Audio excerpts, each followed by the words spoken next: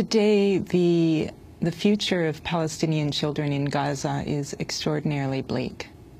The entire population has experienced a deep form of trauma, and there isn't a single family in Gaza who hasn't experienced personally death, injury, the loss of their home, extensive damage, displacement.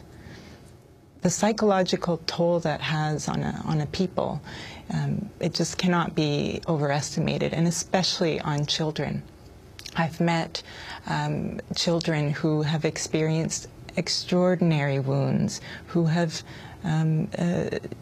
watched as family members were dismembered before their eyes, obliterated. Shortly after that terrible incident on the beach, the following day I met with the surviving three. The beach being? The Gaza City beach in Gaza. Where? Across from the Aldira Hotel, and where 4 children were killed. And I met with the surviving 3 boys who had watched and who had just barely escaped with their lives. They were in a deep state of trauma. I mean, it's the impact and the type of weaponry that's being used is literally shredding and obliterating people, and particularly children who are so small and vulnerable.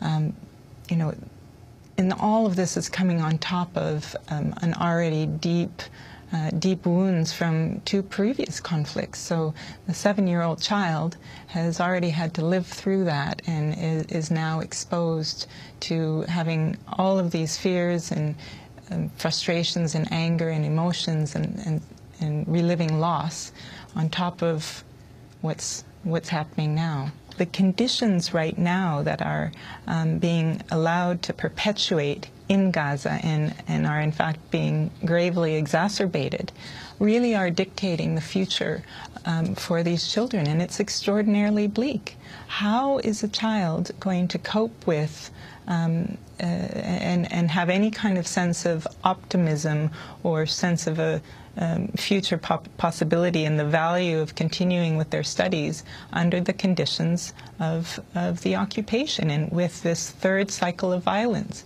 It's our duty as the international community to put an end to this and to provide a reason to live for these children.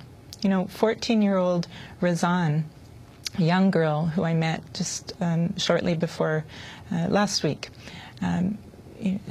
She's well educated, smart, comes from a good family. She told me that she preferred to have been killed under the bombardment than rather to survive under the and be faced with the ongoing anguish and sense of deprivation and hopelessness of the future that is Gaza right now. And that sentiment is widely shared amongst many people, but especially amongst children.